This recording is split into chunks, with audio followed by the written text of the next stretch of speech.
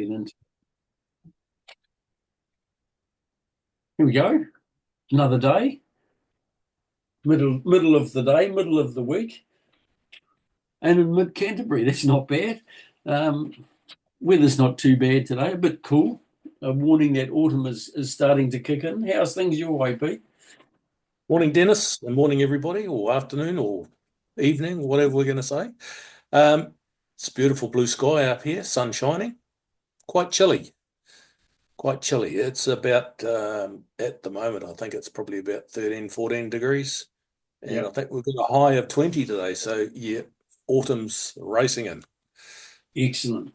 No word from Frank today, so for all you Matlows, don't know where he is, but maybe he got an extra tot last night. We'll see. Don't they get in super big trouble if they're late when a ship departs?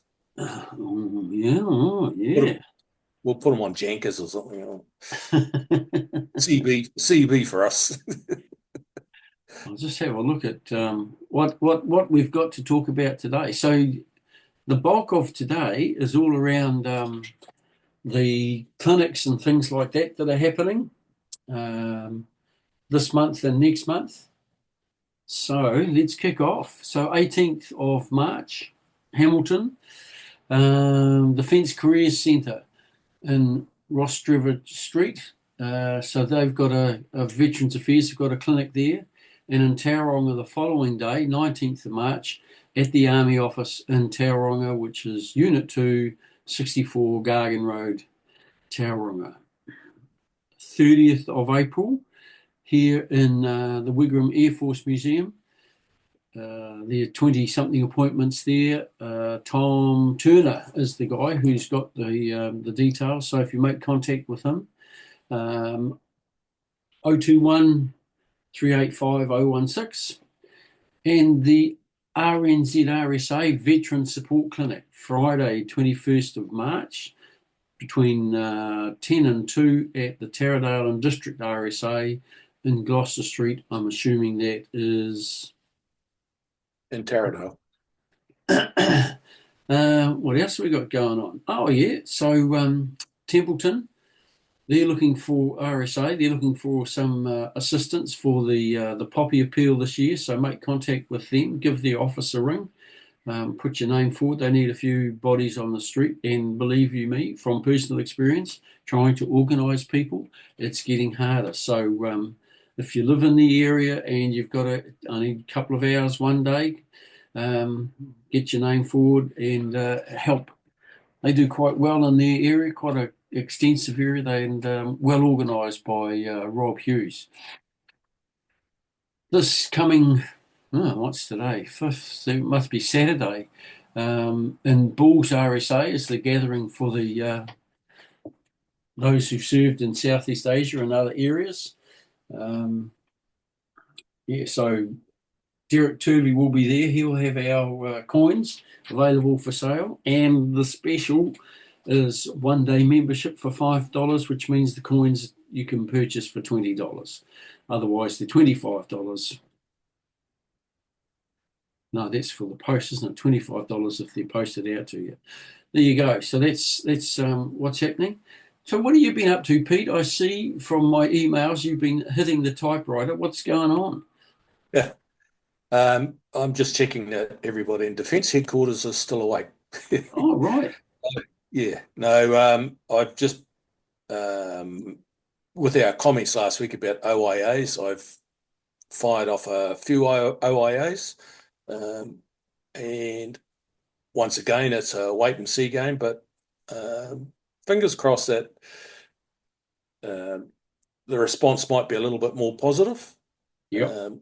We never know what the response is going to be like, so but let's wait and see. So, but once again, we're under action.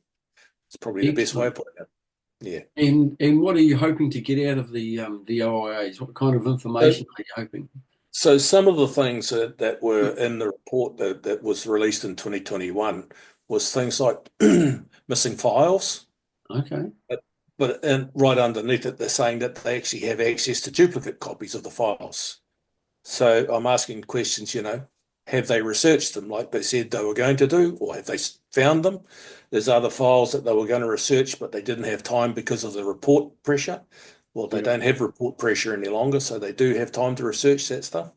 Yep. So there's a whole lot of little things like that, and to me, or to all of us, it might be just a little gem that pops out of one of those things Yep. that and that's what we're looking for is a little gem because it's a lot of stuff's very hazy. It's over the years, been dragged on over the years. Um, Defense has probably lost appetite for what we're chasing, but we haven't lost the appetite. That's probably the best way of putting it. Excellent. Excellent. Yeah. Good on you, Pete. Um, Getting back to news and views and what's going on. So I understand between the 11th and the 13th, but I'll confirm that, of April, NZ 7001 will be available for public viewing at the Wigram Air Force Museum. So that's the Herc that went down a couple of weeks ago. They're going to open it up and you can have a wander through. So I'll just confirm those dates, but I think I saw yesterday somewhere that the dates were between the 11th and the 13th. Wasn't that amazing to see so many photographs of that plane as it came into Wigram to land? I mean, I can't believe the number of people that have posted shots on Facebook, all from different angles, different viewpoints from all around Christchurch. It's Yeah, yeah. quite So quite a incredible. bit of generated a lot of interest, Yeah. and now they're on the fundraising front to raise money for the buildings to house both that and the um, oh God, B3? yeah, You're the on. Orion. Thanks, Yeah. Pete. Escaped my Maybe mind we'll do. too early in the day. And the other thing is, if you are aviation minded, between the 18th and the 20th of April, so there's the Omaka Blenheim Classic Fighters running up in Blenheim. So there you go. Put that in your diary. Book a ticket. Go up and have a nosy. And of course, we can't leave without my favourite of recent weeks, the Chinese Navy. They've been and gone. At least what we can see has been and gone. Who knows what was under the water? And that was an interesting exercise for all concerned, I think. Certainly from the Chinese point of view, they were testing the response of both Australia and ourselves, and perhaps on a global level, what's happening across the US. How interested were they in what was taking place? And also, I think there was a couple of mentions by one of the Chinese ambassadors that we need to get used to the fact that they'll be transiting our waters. So a little bit of saber rattling in our part of the world, because I think we used to sit back and think, wow, who's interested in New Zealand? We're so far from anywhere. We've got no strategic value. Well, stop and think again, folks. Maybe we do have a bit of strategic value. And that also comes on the back of, what's happening up in the Pacific.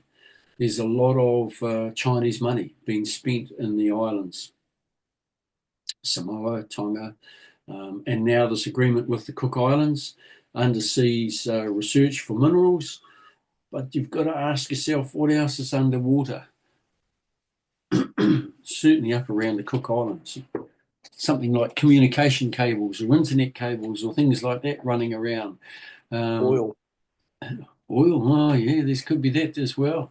So it's one of those things that we're going to have to keep an eye on because suddenly we're no longer sitting isolated down here. It's been proven that we're easily accessible by the Chinese Navy or the People's Liberation Army Navy. And we as a nation need to be thinking about our defence. It's nice to hear that people are talking about spending 2% of GDP on upgrading our defence force.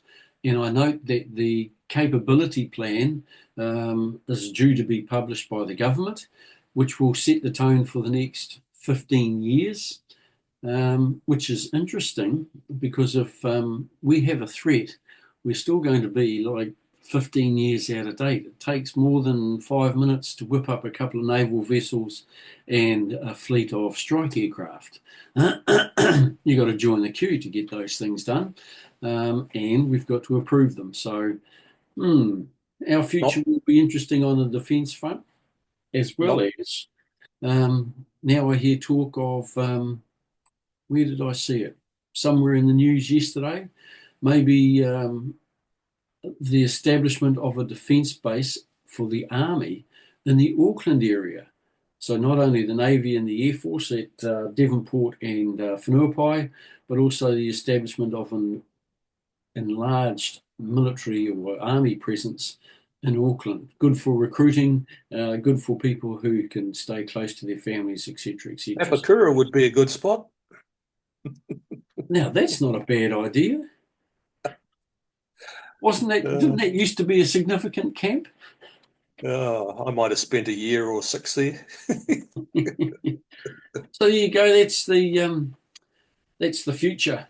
Maybe look into the future of what's going to happen for our Defence Force, which is always of interest to us former service people.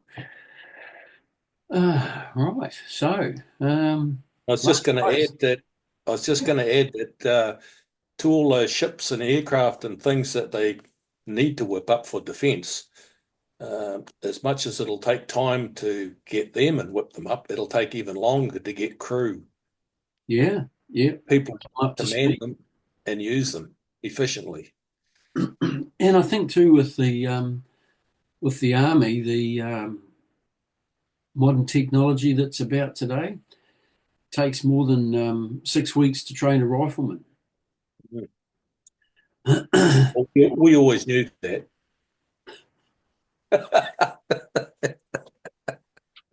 Yeah. Couldn't resist, mate. Couldn't resist. And apart from all that technology, at the end of the day, if you're taking over a bit of territory, you need someone's boots on the ground. Yes. So, well, Yep. watch and see was something that we're all pretty attuned to, having served in the military. Hurry up and wait around. Yes. So only a few last posts this morning, so we'll get into those.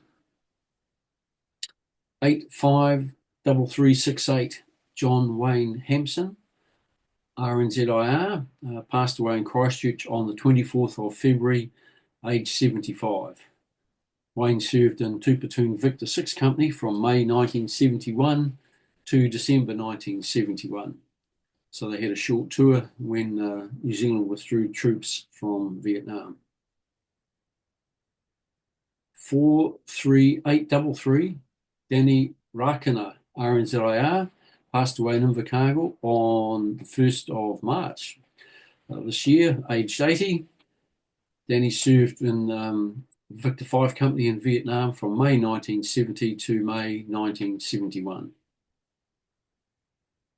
42576 John Westbrook, RNZA, passed away in Motueka, 25th of February, age 78.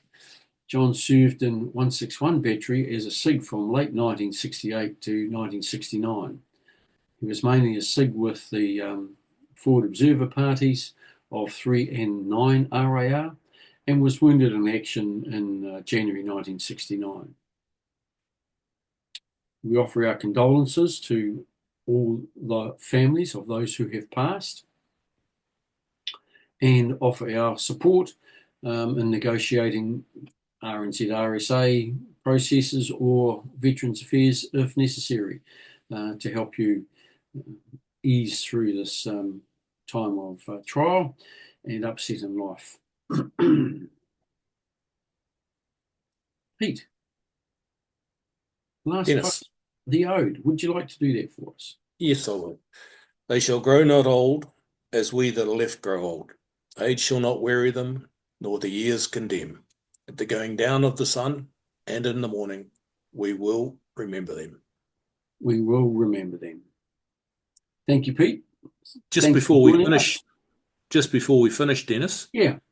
I'd just like to point out that photo behind me. Oh, right. Yes. You It's a should change. recognise it. Looks like It's Dieppe. the LAD, is it? So it's the transport park at Dieppe Barracks, Oh, right. the old 18 Transport Company park. And the reason I'm mentioning it was you were talking about planes being retired. Well, I took that photo out of the front of a Bristol freighter while we were doing an airdrop in Dieppe. We were doing a practice airdrop. So I used to go along as the humper, you cart the stuff down the plane for the guys to chuck it out the door. Yep. One of the good things with that was you took your camera because when you weren't humping it, got time to lie in the nose and peer out through the glass at the front. So there you go. That's my aerial photo of Dieppe. And I'm sure those white things are familiar to all of us. Absolutely, yes. The white elephants. Yeah, Yes. yeah. Cool. And Thanks for that. Thanks for the sorry. for all the young people that don't know, the Bristol freighter was called 40,000 rivets flying in perfect formation. In fact, here's a little funny story to end the week video. So the Bristol freighters used to fly from Singapore to Vietnam, and I think it was Da Nang or something weird. I don't know. Never been to Vietnam. So, but when they flew into the airfield there, the air traffic controllers used to go undercarriage down and locked, and the smart Kiwi pilot comes back undercarriage down and welded. So the guy comes back undercarriage down and locked, and the Kiwi comes back again undercarriage down and welded. So this went on 3 or 4 times. And apparently, by the time the Bristol freighter landed, there was a huge crowd at the airport lining up to watch this thing that was going to land because they'd never seen a plane that didn't have an undercarriage that folded up into the wings. So, Kiwi humour at its best. Yeah, yeah, yeah. All right. So thanks for joining On us, that note, and hope you have a good week. And we will catch you next week, same time, same bat channel. So have a good week. Look after yourselves. If you need help or assistance, give us a bell and we see what we can do to help you.